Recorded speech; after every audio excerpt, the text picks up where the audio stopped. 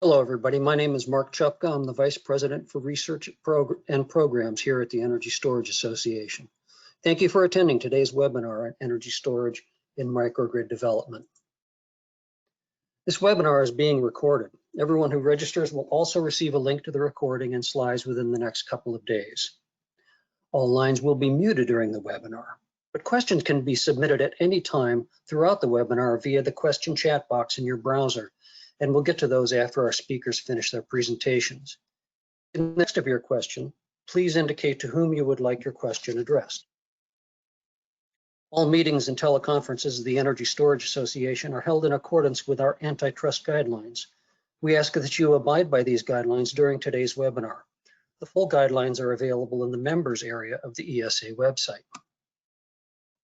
If you are not yet an ESA member and would like more information, you can reach out to my colleague, Brenda Lovell. Membership includes free access to all of our webinars, including many that are exclusively for members, among numerous other benefits. So please contact Brenda for more information. Before we begin, I'd like to give you a brief update on an upcoming ESA event. ESA holds its annual conference on August 24th through the 27th. This virtual conference will also feature Storage Exchange in conjunction with EPRI. Please look to our website or the conference website at esacon.org for additional information. Today, we're looking at the role that energy storage can play in the emerging growth market of microgrid development. Microgrids have been gaining attention lately for their role in reinforcing reliability and resilience, with Department of Defense military bases among the leading adopters. Storage and solar are increasingly being integrated into microgrids. Newer microgrids provide clean energy during normal operation and steady power in the event of grid outages. Mackenzie recently projected that energy storage combined with solar, wind, or hydro will power 35% of microgrid capacity installed in 2025, up from 14% in 2019. I'm delighted to introduce an excellent panel for today's discussion. First up will be Jim Bishop, Director of Advanced Technology Solutions at Ameresco. Jim will give a little background on microgrids and explain how storage can play a crucial role in transitioning from grid-connected power to an islanding mode, along with other benefits. Lakshmi Srinivasan, Senior Systems Engineer at Lockheed Martin, will be next, and she will describe how storage can meet the power and reliability needs of Department of Defense military bases that increasingly rely on microgrids for resilience. Our final presenter is Ryan Leddick, a principal at the Brattle Group, who, along with his colleagues, recently released an analysis of how storage along with PV solar can play a critical role in decarbonizing microgrids. After their remarks, we'll open it up to audience Q&A. You can ask questions via the chat box at any time, and we'll read those out for the presenters when we get to the Q&A session at the end. Now I'll turn it over to Jim. Thanks, Mark.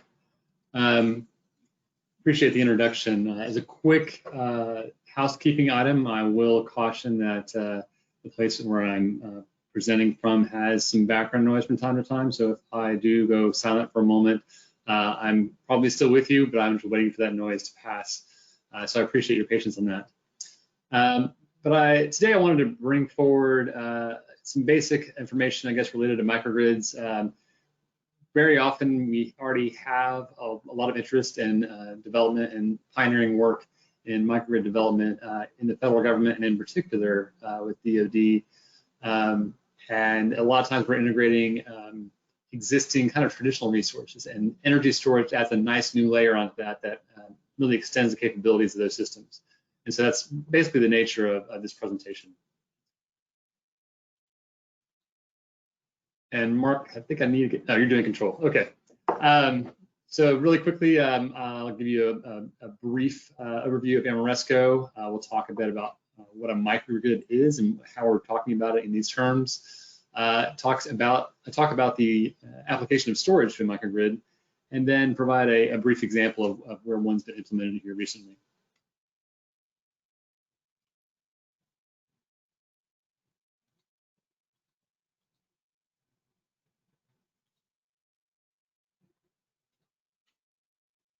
So Ameresco is an energy services company. We provide a broad variety of solutions from energy efficiency to renewable energy to owned and operated independent power producer type facilities fueled by renewable resources like natural gas or PV. We have a broad market portfolio, and energy efficiency, microgrids, and resiliency are really high focus items, high focus areas for us, and areas that we excel. And you can see in our next slide here, these are a few examples of solutions where we've integrated energy storage in, say, the last 2 to 3 years. They range a lot in size and applications. There's several that aren't actually listed here. One of the more recent ones is at Parris Island. That'll be the subject of my example later on. We've done smaller systems that were basically complements to PV at the Schwartz Federal Building in San Diego. And we have a number that are in development in much broader applications. 400 Ligget is one that has a lot of different predecessor actions as far as renewable fueling and sort of a net zero vector. They're trying to achieve net zero there and have a broad variety of technologies and approaches to achieve that. A lot of different variety in applications. You can see that most of these are, with the exception of the Schwartz Federal Building, a lot of these are DoD applications, and that's we're seeing a lot of our market activity. So what's a microgrid? I want to define this because I see that term thrown around quite a bit, and I think very often it's not overly specific as far as what that pertains to. So when I'm talking about a microgrid, I'm thinking about really a small utility system. And so that's not just about generation. It's not just about PV. It's not just about batteries. It's not just about spinning generation. It's about all these systems working together as an overall system. So it includes the loads and control of loads. It includes the wires that connect them. It includes switching. It includes controls. So there's a lot more that goes to a microgrid than just a generator or just a fuel cell or just PV. Or the subject of this particular presentation, storage. And so another way to kind of delineate whether you're talking about a microgrid or not is that a microgrid, when it's properly controlled, is adaptive. It doesn't just respond to a single type of contingency. It responds to varying changes. So it could be daily or seasonal load variations. It could be due to on-peak or off-peak costing structures for utilities. And it could depend on the nature of critical loads or process operations within a facility and what needs to be preserved given the actual mission or continuance that's intended through some kind of utility contingency. It may integrate multiple types of fuels. And then a microgrid also tends to unify or bind a lot of disparate systems. So those could be systems that are distributed over a wide geography. When we're talking about a microgrid, we're not usually talking about states or nations. We're talking typically about smaller geographical areas, but they may be miles apart, or they could be in adjacent buildings. We also talk about different technologies. We're integrating things like PV and spinning generation and storage, and things that have widely varying operational characteristics. And then very often they have different types of control systems, as an example. Maybe different generations or different vintages. So a microgrid basically unifies all these systems for a common goal. And the goal that we'll be talking about in particular is resiliency. It's a buzzword you hear used quite frequently that really references the adaptive ability for a group of assets to be able to support critical customer loads or activities through contingencies, through events that were unplanned. So there's basically 3 or 4 components that are really, really common in microgrids. And when we talk about microgrids in this case, I'm talking about maybe more of a traditional application where you might be coming into an existing facility that has, for example, baseload generation. There are a number of sites, for example, that may be off-grid that have spinning just diesel generators, turbines, and the like, providing electricity 24/7 or maybe for a portion of the day.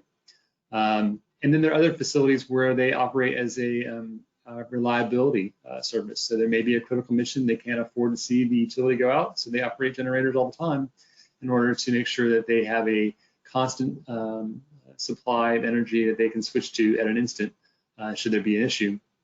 So this baseload generation kind of serves as a foundation for a microgrid in many cases. It's always on, it's always operating, with the exception of maintenance, perhaps. It has long-term capacity, so usually it's fueled by a pipeline or a large storage tank, so you may get hours or even days of capacity. A lot of times in DoD, we're talking about we're talking about weeks. We're not talking about hours of capacity. So a lot of the requirements are quite extensive. Spinning generation's been around for a long time. It's what the utility grid is largely based on, or has traditionally been based on, and so it provides a lot of those same benefits. So it can provide reactive power. It can support black start of a system that's failed and bring it back online. But there are some limitations. So baseload generation is typically optimized to operate in a limited operating range. If I have a 10 megawatt turbine, very often you can really only operate it maybe from 5 to 10 megawatts because you're concerned about emissions, you're concerned about efficiency and operating costs. If you're talking about a recip engine, for example, a diesel engine, the wear and tear is fairly similar. From 50% to 100%. So your best economics are to run it as much as possible at the highest load possible to get the best value on a per kilowatt hour basis. And the other thing is, this is not a huge point, but there are some dynamics involved with switching a unit that operates in baseload at a constant setting, a constant output, contributing to a larger grid or even a microgrid, from that type of operating mode to one where it varies and it follows a load. So that transition has some concerns as far as when the loads are mismatched relative to what the capacity is and how the system assumes new load to provide that voltage and frequency reference for the new grid. So then you also have intermittent sources, and these are a lot of times more recent. So we're talking about things like PV. PV is probably the dominant one, so that's the one I'll use as an example. It could also be wind. Or other resources that may be operated in a batch fashion based on availability of fuel. Some biogas examples might follow that line where they're following a batch operation as far as fuel availability is concerned. They may not always be on. So traditionally, those fuel sources, renewable fuel sources, tend to be used for the basis of reducing costs because the fuel is usually very inexpensive or free. It's also used very often to take advantage of incentives or policies that may be a favorable installation. And a lot of times, some of the benefits are it actually, generally speaking, follows a lot of significant commercial and industrial load patterns where there's a lot of day shift type operation. So a lot of times cooling loads, lighting loads, and so forth tend to track as the day progresses, and so does solar, as an example. It's not 100% aligned, and that's a whole other topic, a whole other presentation to be made. But for the most part, it's a daytime operation, a daytime asset.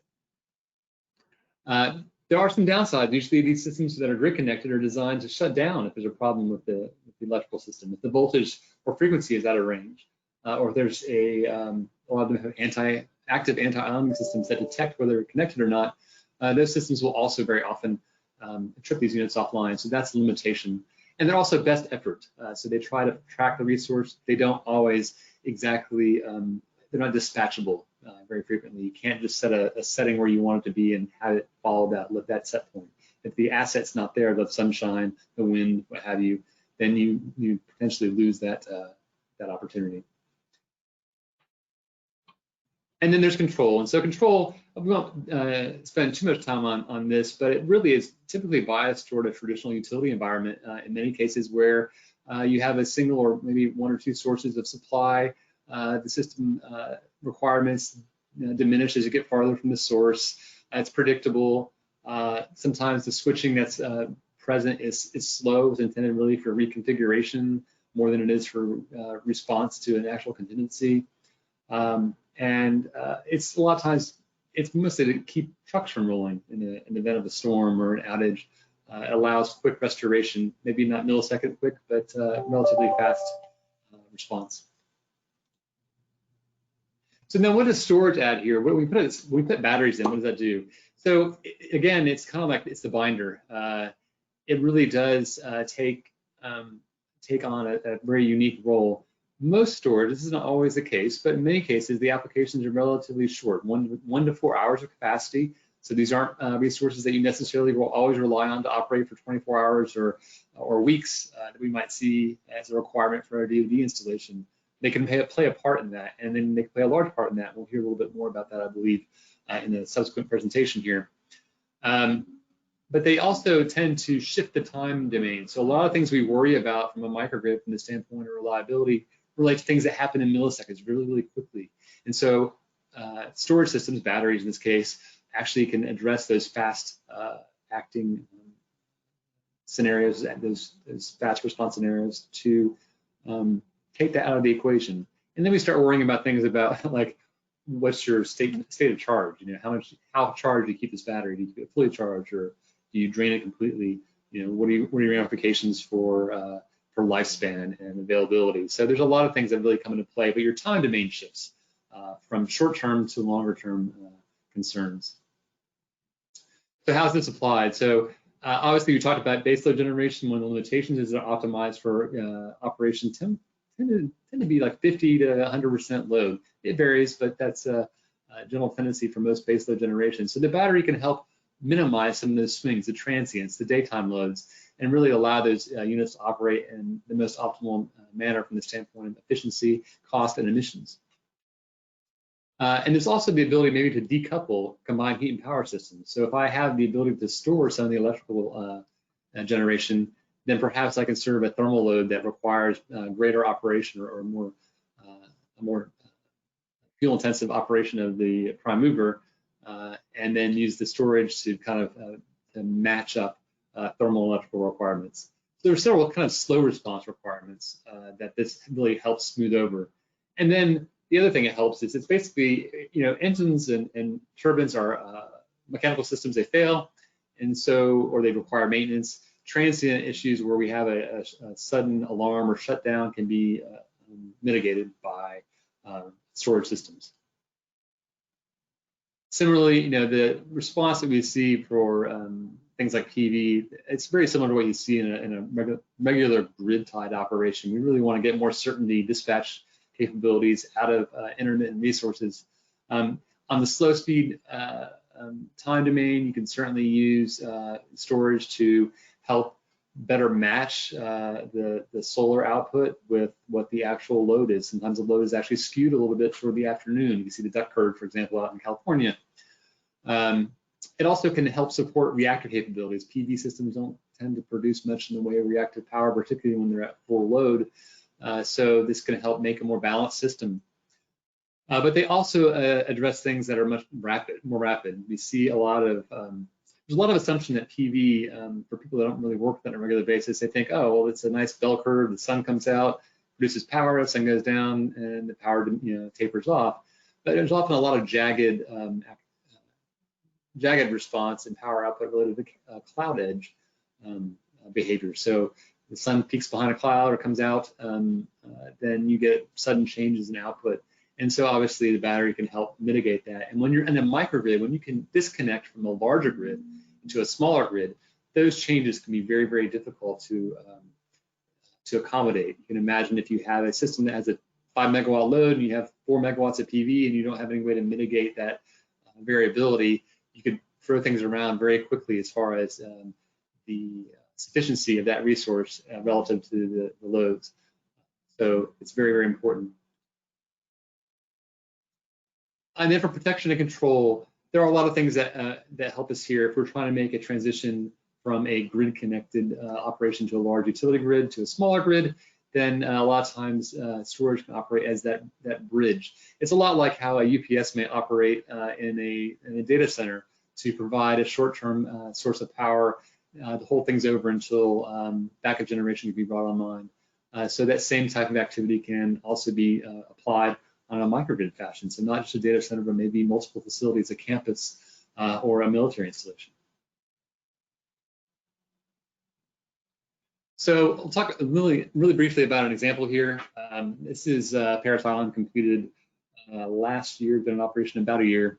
But it includes all of these resources that we just talked about. So there's a baseload source, the CHP plant.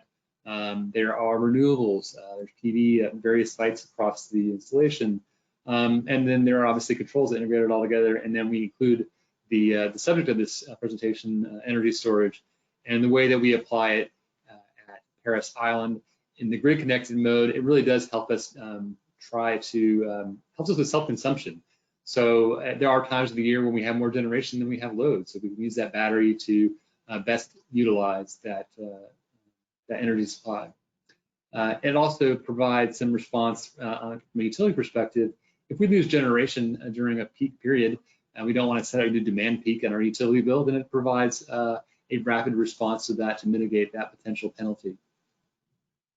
And then when we do disconnect, it actually helps us disconnect, provides that bridge power.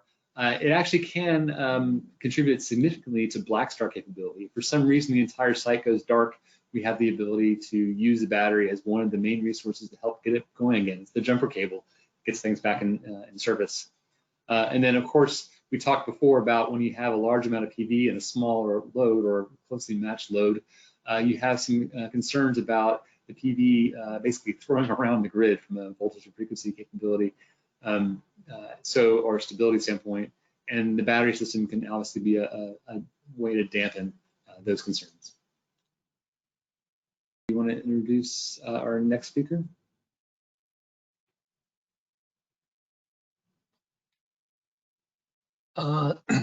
No, go ahead. The next speaker is Lakshmi Srinivasan, and we'll transfer control to her. Thanks, Mark. Thank you all for attending, and to ESA for organizing. And thanks, Jim, for your presentation. I'm glad you were able to define resiliency and microgrids. I'll be using those words a lot.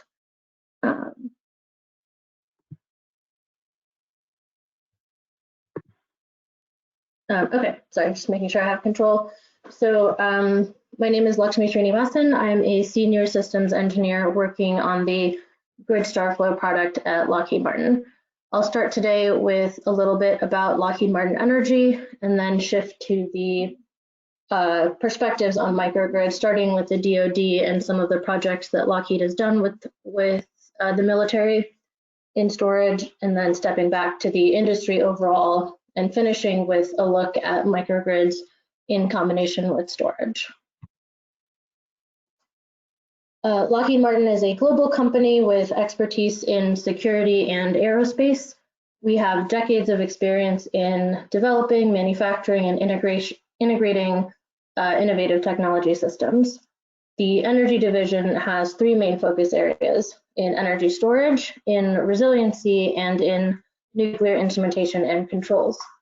Together, these products and services enable us to deliver resilient, clean, and sustainable energy solutions for large-scale applications, including utility and military.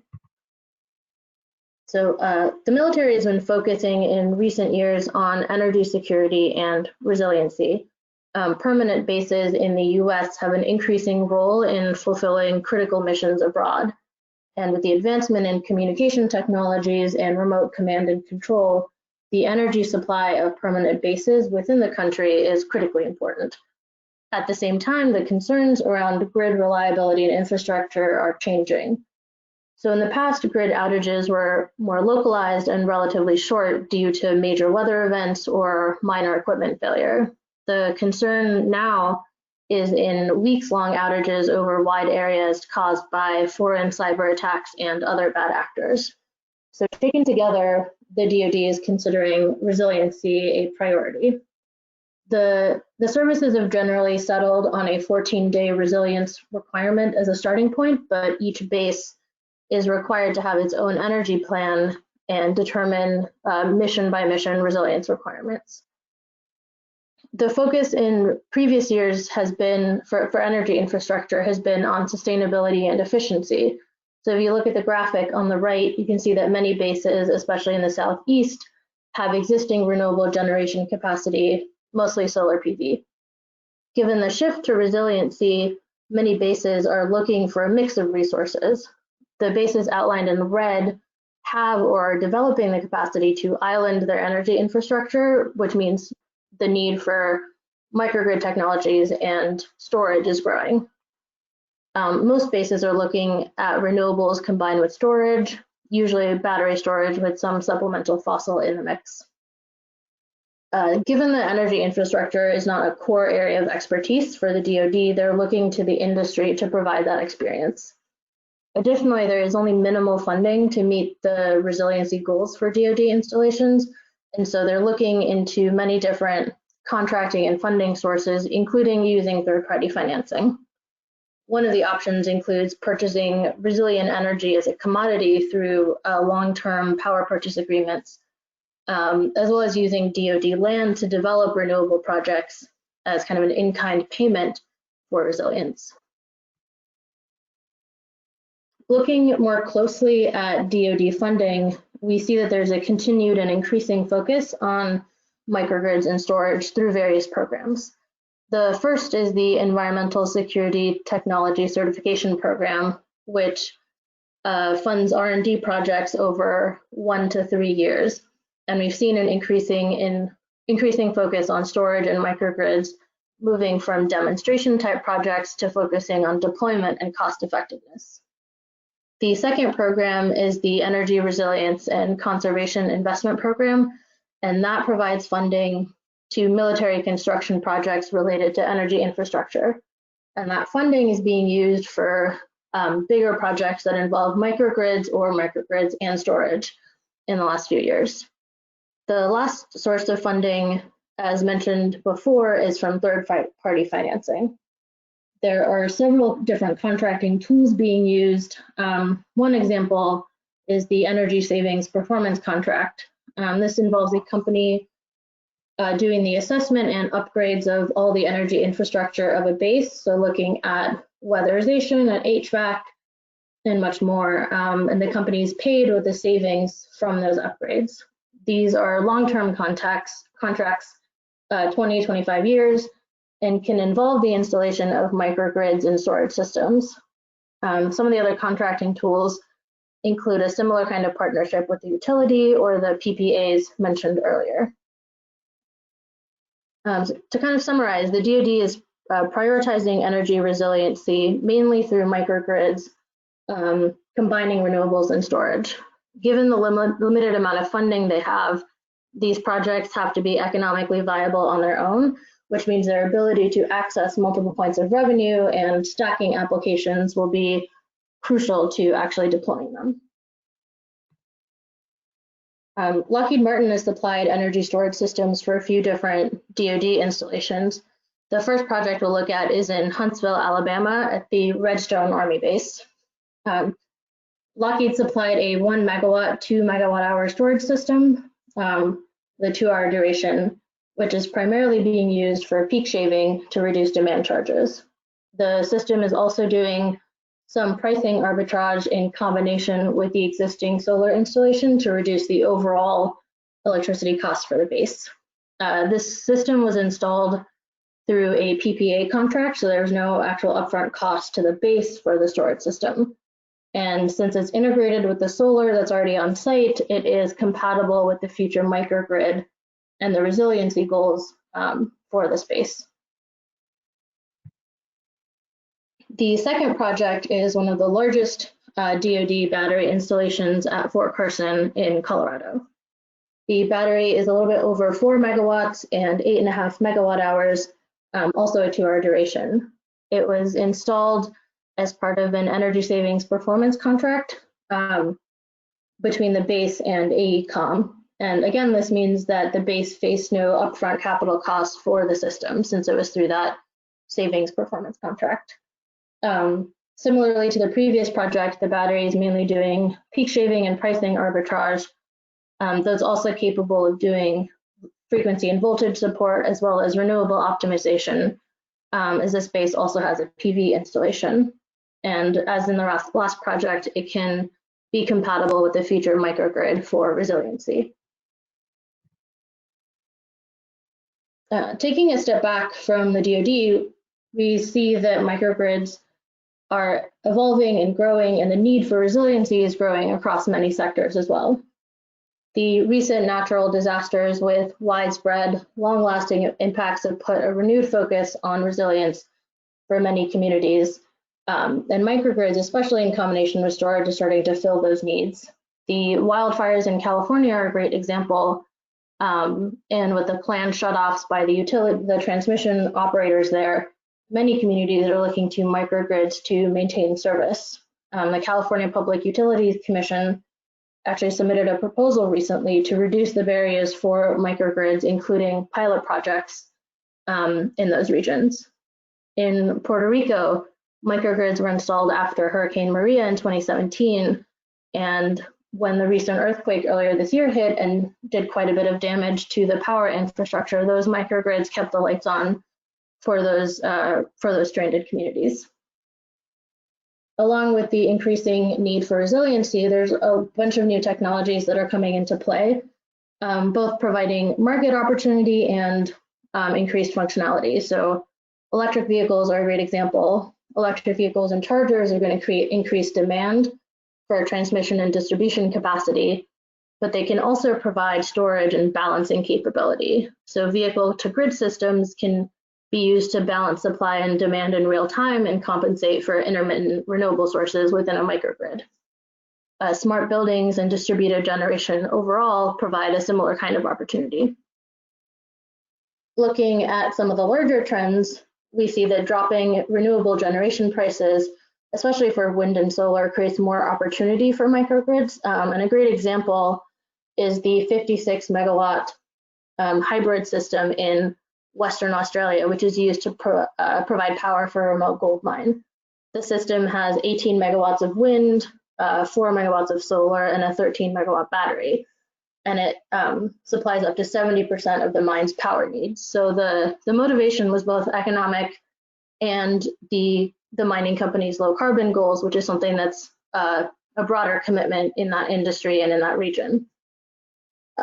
So microgrids, especially combined with storage, can sort of fulfill the economic goals as well as the low carbon goals, both for large institutions and for utilities looking to defer big T&D capital projects. So taking a closer look at storage, you can kind of divide technologies and applications into three main buckets based on duration. Shorter duration technologies like flywheels and some batteries are really looking at sub 1 hour and some of the more power quality related services like frequency and voltage regulation. Medium duration systems are that 1 to 4 hour range, mostly lithium ion and lead acid, and they're the bulk of deployed storage in the grid today. And long duration storage are traditional technologies like pumped hydro or compressed air and flow batteries as well. And so medium duration technologies are really focused on end user and customer applications, so demand response, solar and wind smoothing, sort of energy cost reduction overall. And then long duration can enable all of those power quality and end user applications, as well as some of those larger capacity T&D upgrade deferrals, and provide the capacity to island for much longer in a microgrid.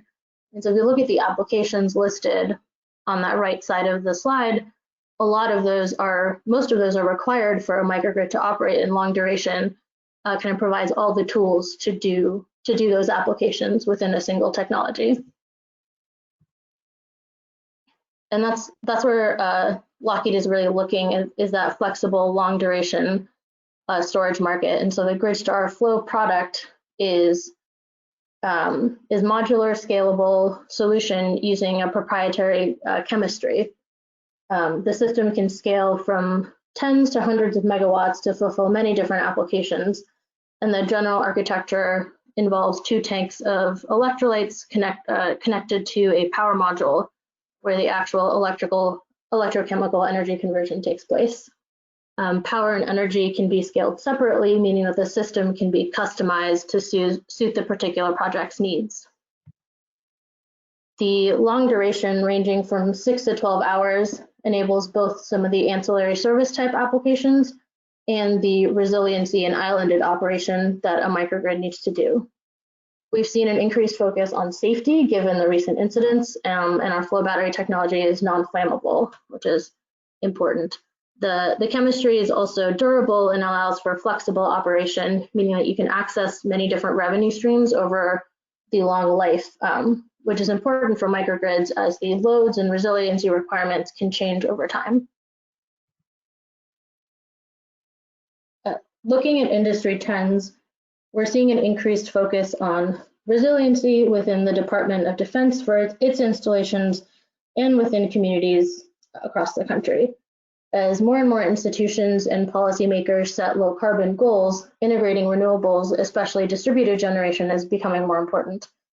A renewable-based microgrid paired with long duration storage, 10 hours or more, can be self-sufficient over a 24-hour operating day, and this can mitigate some of the fuel supply issues that, for example, a diesel genset would have, as well as improve the environmental impact of the system.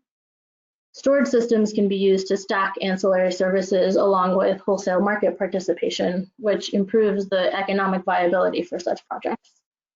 So overall, microgrids combined with storage offer many benefits when compared with traditional solutions, and we can expect to see deployment scale significantly over the next decade. Thank you all for your time.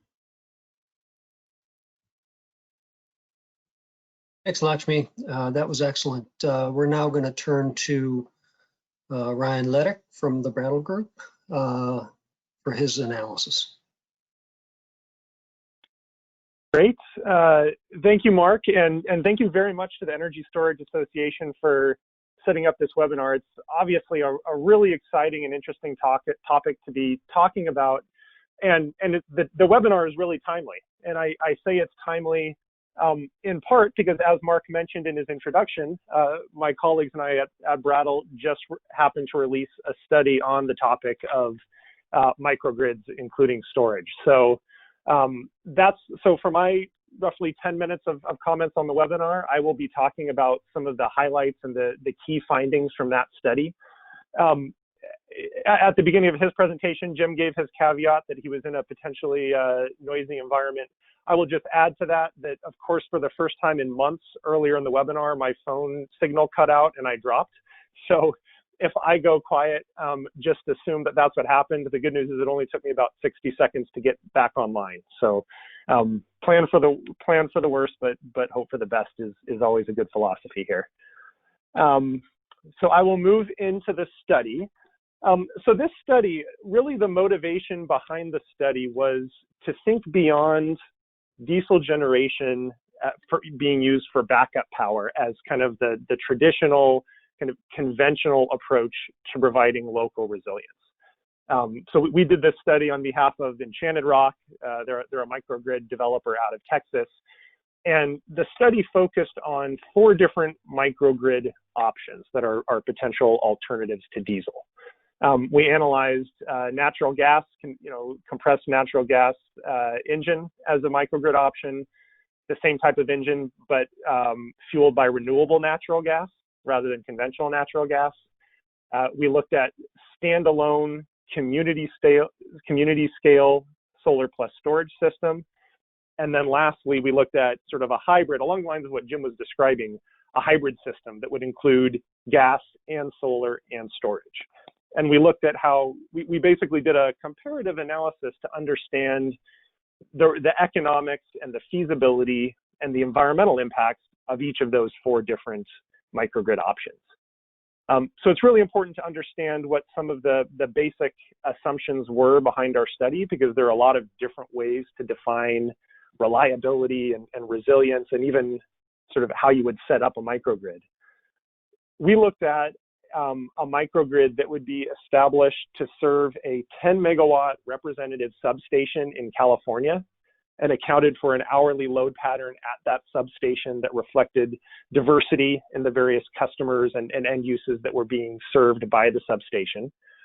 And the reliability requirement that we established was that 100% of that substation's load would need to be able to be served by the microgrid during an outage event that could last for up to 4 consecutive days, with a few hours at least of advance notice that that reliability event or that interruption event was coming. And that is essentially the same parameters of the reliability requirement that PG&E had established for microgrid solutions in anticipation of the upcoming wildfire seasons. And that is basically the level of reliability that the utility was seeking through an RFP that was released earlier this year to mitigate the risk of customers losing power during those shutoff periods in California that are designed to reduce that risk of the wildfires. So this is just one of many different possible applications of microgrids, but of course it is a real case that's tied to what we've seen as being at least one utility's needs in this area. So I'm really glad that Lakshmi in her comments mentioned the importance of being able to stack value, because that is something that definitely factored considerably into our approach to this study. Ultimately, what our study looked at was, on the economic side, the net cost of each of those different microgrid options. And when I say net cost, what I mean by that is the total system cost minus the revenues that those microgrid options could potentially earn in the California market. And we looked at revenues both from sales into the CAISO energy markets and also revenues from providing resource adequacy or capacity value in California. So when I talk about the net cost of these systems, it's the total system cost minus all those revenues that could be earned when the system isn't otherwise being operated to provide that resilience background. And particularly when we think about this in the context of storage and gas generators additionally, that ends up being a really important consideration, because the reality is most hours of the year, these microgrids won't be needed to provide reliability during outage events. So there's a big opportunity to use these for other purposes and to provide value to the system or to the market as a whole.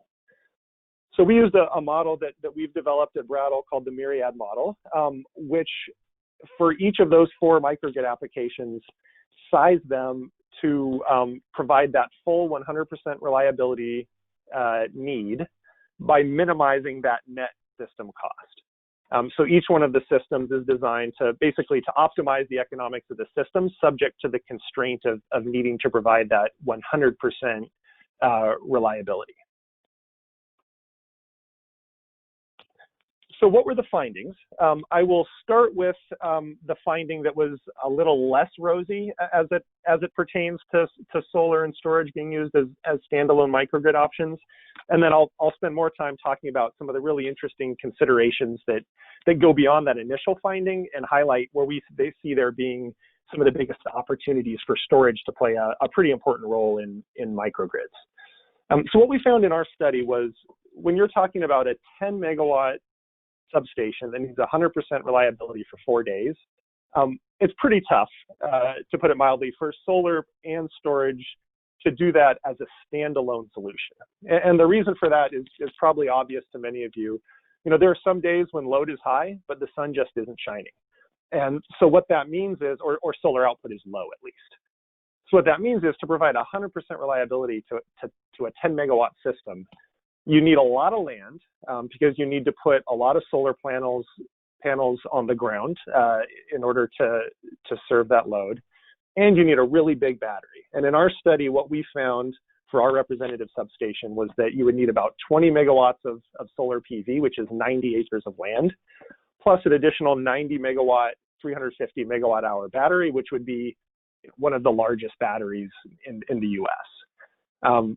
Given the high level of output that system would have at certain times, you would need to connect to the transmission system rather than the distribution system. You would need advance notice of these reliability events and robust support in the market for revenues coming from these resources as well.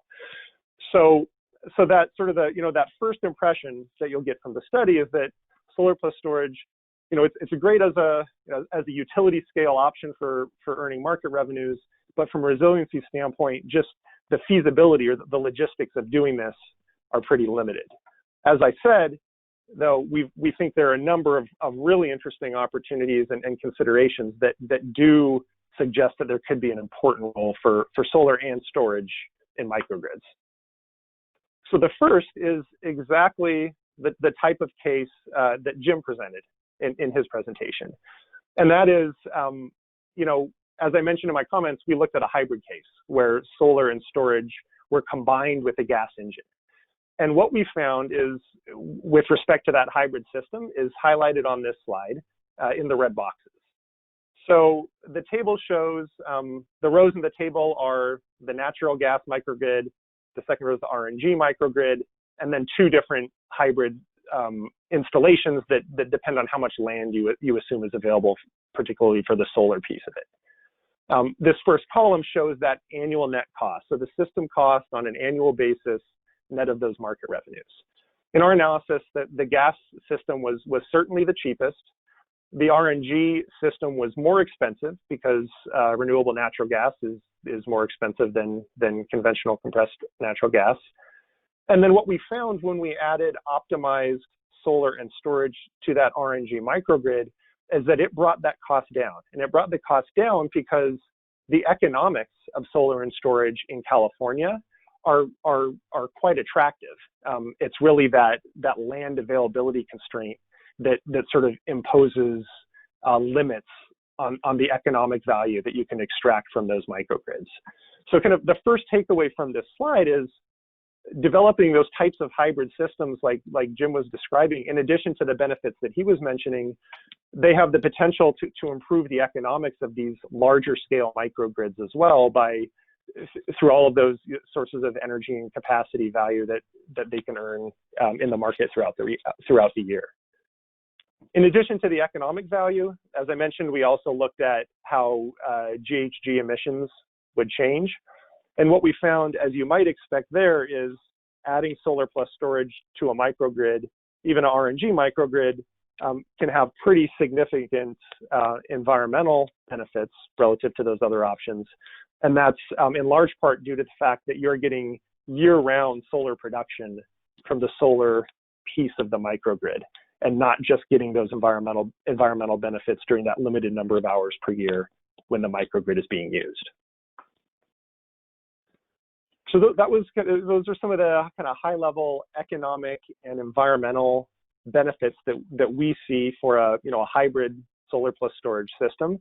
The other thing to highlight is we've taken one very realistic but one specific definition of the reliability or the resilience need, and that is 100% of the load of this 10 megawatt system being served during an outage event.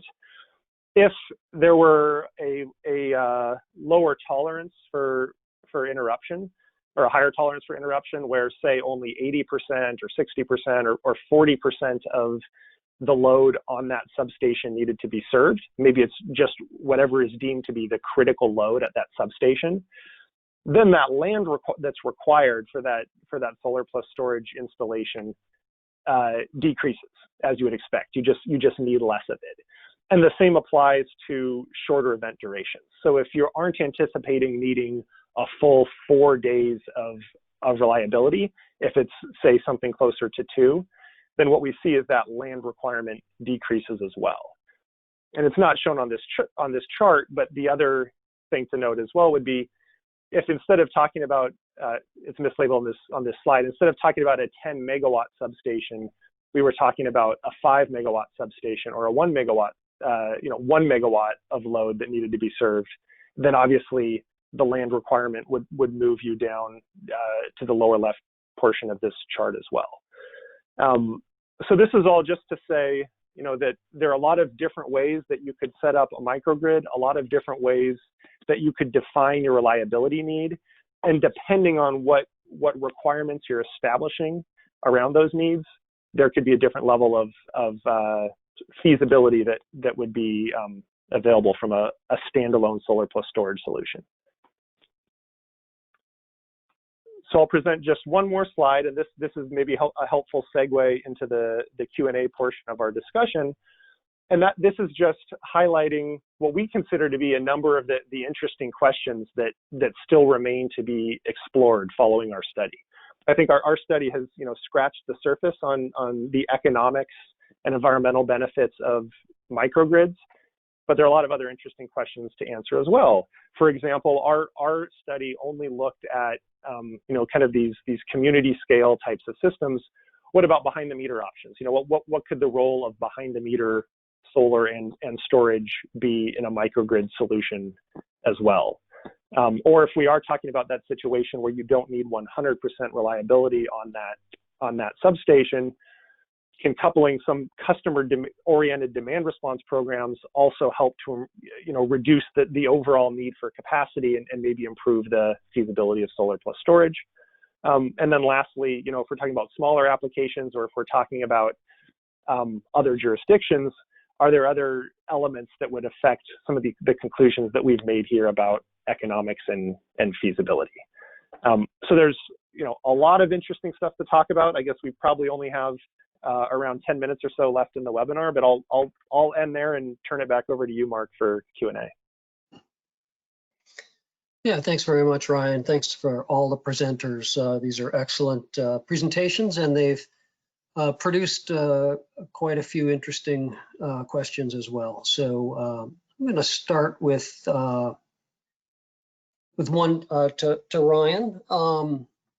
There's a couple of connected questions here. One is, how did Brattle come up with the 20 megawatt PV and 90 megawatt 4-hour storage sizing? And a related question is, if the load is 10 megawatts for 4 days and 96 hours, why is the battery 90 megawatts and 350 megawatt hours? So how did the sizing work in this model? Yeah. So maybe I can just kind of comment generally on how the sizing algorithm worked. So as I mentioned in our definition of reliability, it's a 10 megawatt substation, and it has a 100% reliability requirement for those 4 days. So the first consideration there is, how does the load at that substation vary over the year? And then on top of that load variation, what do you expect to get from the solar piece of the microgrid deployment, given day-to-day, hour-to-hour variation in solar output, and the fact that on some days it's cloudy, some days it's sunny? So we took a year of historical load data and a year of historical solar output, solar output profile, and basically looked across all 365 days of the year to identify that 4-day period when net load, or the substation load net of the solar output, was highest. And that's basically what you have to plan for, because that's kind of the worst case scenario from the standpoint of applying solar and storage as the microgrid option. So the planning decisions were made around that requirement. And then as for the configuration, you could have a 4-to-1 storage to solar ratio. You could have a 1-to-1 solar plus storage ratio. There are a lot of different ways that this could be set up. And what really ended up dictating that was our analysis of the economics. Basically, we looked across a really broad range of configurations, both in terms of storage duration and then that ratio of solar to storage capacity, and said, what is the configuration that roughly is optimizing or maximizing the economic value of this system in the California market? And we roughly arrived at those ratios that are reflected in those numbers that you mentioned in the question, Mark. Okay, thanks, Ryan. That's perfect. Yeah. Appreciate it. A question for Lakshmi. Do you have any experience with using electric vehicles for distributed storage? It's a vehicle to grid type of question, I guess. Yeah, I don't have any personal experience with that, but I know that there are projects that have looked at some modeling around that. I'm sorry, I can't speak to that more. Okay. A question for Jim. Is Ameresco exploring storage technology to go beyond the 1 to 4 hour window that you outlined? And what would those considerations entail? Yeah, I think Ameresco prides itself on kind of an engineering background where we really tailor our solutions to the individual application and client. We have explored longer-term storage opportunities. Traditionally, though, I think as Lakshmi indicated, some of our work is obviously done through things like energy savings performance contracts. So we do have certain limitations as far as things that are in the, I wouldn't say the center point, but we like to be in innovative technologies. However, we also need them to be somewhat cost effective and supportable, because we do have 20 to 25 year tail on our contracts where we have to operate and maintain systems. So we aren't necessarily always in a position to offer the solutions that some of the longer term solutions that may not be well proven or well demonstrated on a large scale. But we are constantly evaluating those longer term storage solutions. Okay, thanks. Question for Lakshmi. You're talking about the flow battery response times. How do those compare to lithium-ion batteries? Yeah, so they're generally pretty comparable. They're using the same type of inverters, and so you're really, in most cases, limited by the communications and inverter latency, because our flow batteries have hydraulics and pumping, but they're not tied to the actual system output power response as much. Okay, it's a question really for all the panelists. Is Resilience a new service, or is it an old service like backup power that microgrids can provide at a better price? And I'll open up to anyone who would like to answer that. Sorry, I'm Yeah, talker. Sure. We'll talk at once. Well, I'll volunteer that the one thing that's unique, I guess, about the resiliency concept is it doesn't always necessarily rely on traditional backup sources, and it looks to integrate a lot of assets that would otherwise be kind of left behind in a traditional backup type application. So you probably wouldn't see a lot of folks relying necessarily on bare solar as an asset for a 15-year, or sorry, like a 15-day capacity or 10-day capacity of or even maybe a 2 or 3 day capacity to serve a critical load. So resiliency sort of, I think speaks to that, trying to bring in all these other resources to maximize resource availability, to maximize efficiency, emissions, and to be flexible and adaptable to changing conditions. So I think there are a lot of distinctions between resiliency and a traditional backup power definition. Yeah, and I would add that I think in a lot of places, the grid is traditionally the only supplier of resiliency for institutions or commercial entities or communities.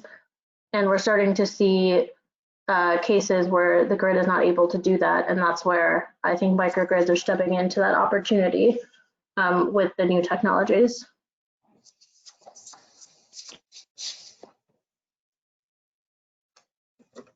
Okay, that's excellent. I guess a question for Ryan. Does your study take into account federal, state, and local incentives and rebates? It does. Yeah, we took into account the ITC and the cost savings that would be associated with that, both for the solar and the storage. The study assumes that storage would be charging from solar at essentially the allowed levels under the ITC, and so that there are ITC related cost savings associated with that in the study. Okay, thank you. Well, we've come back to the top of the hour, and I'd like to thank the presenters for a very informative session. Before we conclude, I'd like to remind everyone that the ESA Annual Conference in August will be this year's premier energy storage event, so please do check it out. Thank you, the attendees, for listening in, and we will be sending the recording to all the registrants in a day or two. Thank you very much.